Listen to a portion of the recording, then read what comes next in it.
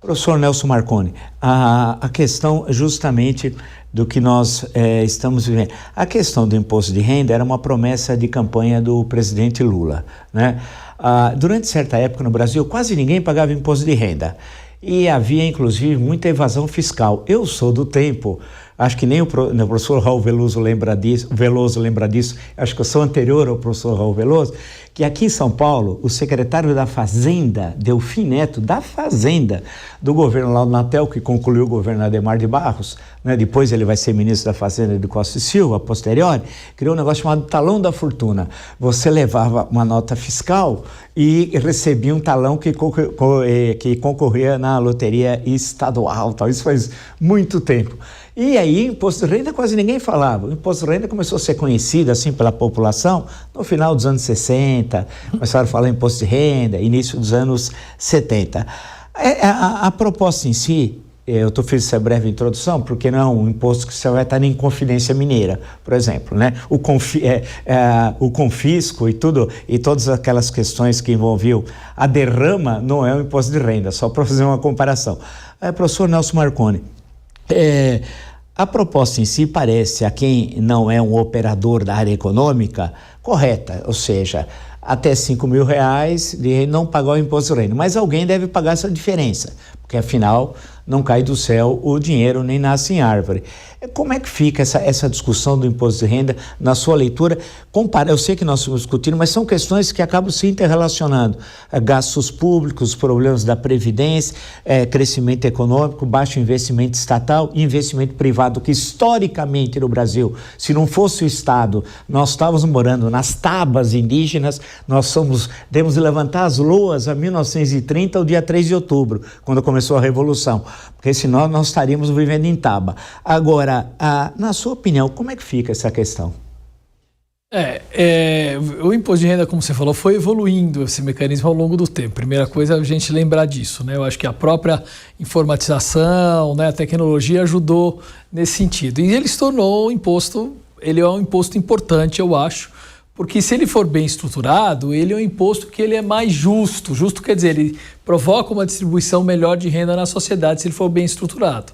A ideia de você taxar proporcionalmente mais quem tem mais renda significa que você está contribuindo, o governo estaria contribuindo para melhorar a distribuição da renda, certo?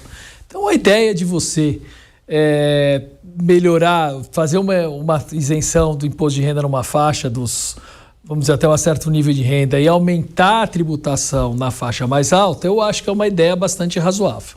O que o governo fez? Ele não aumentou a tributação, não criou uma alíquota nova mais alta, mas ele pegou a renda, está querendo, vamos dizer, pegar a renda no geral e falar, olha, nesse total da renda aqui, a alíquota média sua tem que chegar a 10% de contribuição. Se você pagar menos do que isso, você vai ter que pagar mais. E isso para quem recebe uma renda maior, tá certo? Isso dentro, vamos dizer, dos bons princípios jurídicos, eu acho que é desejável, né? A questão é que o governo teria que fazer isso no amplo de uma reforma tributária mais ampla, tá certo? Vamos dizer, no corpo disso, de uma reforma tributária mais ampla, onde ele tratasse da questão junto de tributar talvez proporcionalmente menos a produção, tributar um pouco mais proporcionalmente mais a renda, que eu acho que vai para os padrões, vamos dizer, dos países da OCDE principais, você tributar proporcionalmente mais a renda, tributar a propriedade, tributar a herança, certo? Você tem que fazer essa composição. O governo está fazendo, como bem o Bruno falou aqui, uma reforma picotada, né? Tá certo? Você também falou, uma reforma tributária picotada, ele foi lá, falou, melhorou a tributação sobre os bens de consumo, agora ele está mexendo na renda e quem sabe um dia vai mexer nas outras coisas que são mais essenciais. Essenciais não, eu digo, mas para distribuir a renda, né? No fundo, o que o governo está preocupado com essa reforma agora, eu acho que cumprir essa propaganda, essa que você falou, né, essa promessa de campanha, mas tem uma outra coisa também, quer dizer que é bom a gente lembrar. O governo está praticando o Banco Central do lado que é governo, não deixa de ser governo, de uma taxa de juros muito alta, e o governo do lado de cá está fazendo uma série de políticas para compensar esse aumento de juros que ele mesmo está fazendo, que é uma coisa meio eu diria, chamaria de esquizofrênica, mas é o que ele está fazendo. Uma das coisas que ele fez agora foi mexer na tabela do imposto de renda, que era muito importante para ele. Ele está dizendo que vai financiar, ele precisa financiar. Se ele está abrindo mão de receita aqui, ele precisa financiar de algum jeito do outro lado. Esse financiamento do outro lado, ele está dizendo que é isso, essa taxação que eu falei de 10% sobre a renda dos mais ricos. Essa isenção que ele está dando agora, se você fizer uma conta muito simples, vai dar mais ou menos R$ 1.900 por pessoa, por contribuinte no ano, tá certo? Se a gente tem isso eu falo pensando quanto que ele está abrindo mão, quantos contribuintes tem, quer dizer, é uma conta muito simples, né? Certo? Quer dizer, lógico que você precisa sofisticar um pouco mais, a isenção não é só nesse imposto, tal, tudo mais. Mas enfim, você pega R$ 1.900 para uma renda média da população de R$ 3.000, você está aumentando a renda das pessoas no ano que vem em 60%. Isso tem um potencial eleitoreiro absurdo. Certo? Você está criando 60% de um 14º salário, vamos dizer, tá certo? No ano que vem. Isso é lógico, né? Vai ter um potencial muito grande do ponto de vista eleitoral. Eu acho que nesse momento é isso que ele está preocupado. Pergunta para o senhor, professor Ravel, nós já estamos indo indo já quase para o final do nosso encontro, mas quando o senhor fala, eu acho importante esclarecer, o senhor, por favor, seja possível esclarecer, a questão de gastos previdenciários, o senhor está se referindo ao Executivo, ao Legislativo e ao Judiciário, ou aos 3 poderes? E eu explico ao senhor a razão dessa pergunta. Nós sabemos que, em termos salariais, em média, o Poder Executivo é o que está mais baixo, intermediário, o Legislativo. Se eu tiver enganado, o senhor me corrija, por favor. E proporcionalmente, salário médio do Judiciário é o mais alto. Falam que há muitos privilégios, eu estou usando aí, vamos usar o condicional, que tem muitos privilégios no Judiciário em termos de aposentadoria. Eu não falei também do Ministério Público, que não faz parte do Poder Judiciário, mas no Poder Legislativo, né? E há alguns privilégios no Executivo de algumas faixas ou frações, se assim preferirem, como, por exemplo, as Forças Armadas. Então, quando o senhor está falando em gasto previdenciário, é no geral ou tem esses cortes? O que eu tenho é por poder. Eu estou olhando aqui o gráfico, que é importante eu dar esse número para vocês, porque são taxas de crescimento recentes que vão de 2006 a 2020. Então, 14 anos. Taxas médias de crescimento dos municípios, do conjunto dos municípios, do conjunto dos estados, do regime geral, que é o INSS, e do regime próprio da União.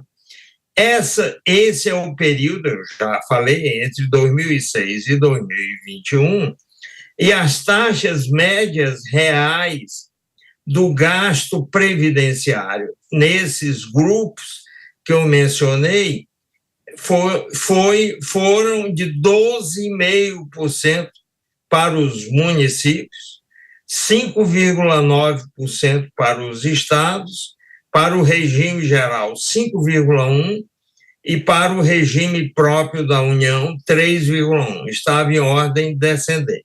Isso ocorreu nesse período que eu falei. Óbvio que, diante disso, o gasto com o público, com o investimento em infraestrutura, teve de encolher muito para abrir espaço para que esses gastos que eu mencionei, que são gastos previdenciários, que ninguém consegue mexer fácil e rapidamente, como já foi antes mencionado aí por alguém, a dificuldade é muito grande de você afetar isso. O que acaba acontecendo na prática é que o item infraestrutura, enquanto os outros cresciam entre 12,5% e 3,1% em média, a taxa do investimento público em infraestrutura, a taxa de crescimento, foi menos 1,5%. Quando você olha o gráfico, é chocante o contraste entre a trajetória das curvas que sobem, que são as dos gastos previdenciários, e da curva que cai, que é dos investimentos em infraestrutura. Consequência disso, obviamente, foi nós termos o gráfico da taxa de crescimento do PIB, que eu tenho aqui, mas que, infelizmente, eu não consigo mostrar, mas a taxa de crescimento do PIB desaba no mesmo período e as taxas médias ficam bem mais baixas e no frigir dos ovos é isso que nós estamos vivendo. Sobe o gasto previdenciário, ele sobe em todas as esferas, desaba o gasto com o investimento público em infraestrutura, e é uma pena que eu não possa mostrar, mas mesmo assim eu vou tentar. Se vocês olharem, a linha tracejada embaixo do gráfico é a taxa de crescimento do PIB, que na quase segunda metade à direita, que é o período mais recente, ela caminha no último ano que está aí para um número próximo de zero. Quer dizer, vocês podem olhar, aí eu consegui subir o gráfico, vocês veem o seguinte, o gráfico do investimento público em infraestrutura é o vermelho que está oscilando, ele sobe numa primeira fase, depois desaba na segunda, infelizmente não é fácil fazer. E o investimento privado em infraestrutura é a linha preta que está em cima, que só cai. O investimento privado em infraestrutura, ele acompanha, tanto quanto possível, o que ocorre com o público. Se o público aí subiu primeiro e depois desabou, ele acaba só desabando, ele não substitui o público. E a linha tracejada, que é da taxa de crescimento do PIB, aí não dava para eu colocar no espaço disponível os gastos previdenciários, eles estão no outro gráfico, mas eu acho que vale a pena eu tentar mostrar. Se vocês vão ver aqui, deixa eu ver se eu consigo mostrar, mas vocês podem ver que o gasto previdenciário é aquele que sobe, e o gasto e o investimento público é o que desaba, que é a linha tracejada. Ela não consegue resistir à situação que está por trás, que é a disparada dos gastos previdenciários. E aí o que eu queria dizer é o seguinte, nós estamos vivendo uma situação que as pessoas não parecem estar percebendo, e isso, obviamente, me incomoda, porque eu passo meu dia de trabalho olhando esse material e o que eu percebo com clareza é isso. Nós estamos caminhando para funcionar com taxas de crescimento do PIB bem baixas, oscilando um pouco, é claro, um ano acontece um fator extraordinário, faz subir. No outro, volta ao que seria o normal, aí a curva do crescimento do PIB cai. Por quê? Porque o investimento público em infraestrutura e o privado, desaba o tempo todo, que é o privado. E o público teve uma fase em que ele até subiu um pouco, mas na segunda fase, que é a segunda metade do período, ele só caiu. Por que ele só caiu? Porque como sobe a curva do gasto previdenciário, não tem como aumentar o endividamento do setor público, aumenta um, tem de cair o outro, e quem paga a conta é sempre o investimento e depois o crescimento do PIB. Gente, é tão simples quanto isso. As pessoas parecem não querer enxergar, mas é isso. Lá atrás, o começo desse processo é o envelhecimento populacional.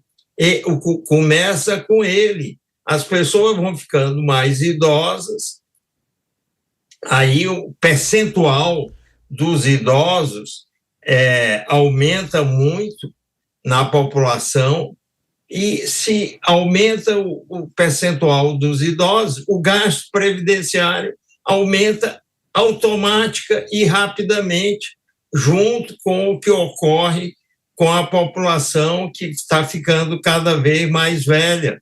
Aí vem de novo a mesma lenga-lenga, aumenta o gasto previdenciário, reduz-se o gasto ou não cresce o gasto com infraestrutura, o investimento em infraestrutura. Tudo isso é feito a preços constantes para evitar qualquer interpretação inadequada. Sim. E o que nós estamos vendo aí pela frente é aquela curvinha tracejada da taxa de crescimento média.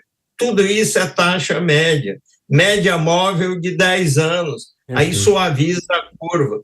Aí a linha tracejada vai encostando no eixo do X, no eixo de baixo, mostrando que se nós não quebrarmos esse impasse que nós estamos vivendo aí, sim, de alguma maneira, claro, para quebrar o impasse, nós vamos ter de mexer com a Previdência e uma série de outras coisas. Perfeito. E aí, se nós não fizermos isso, nós não vamos conseguir, sim, ver o país crescendo de novo.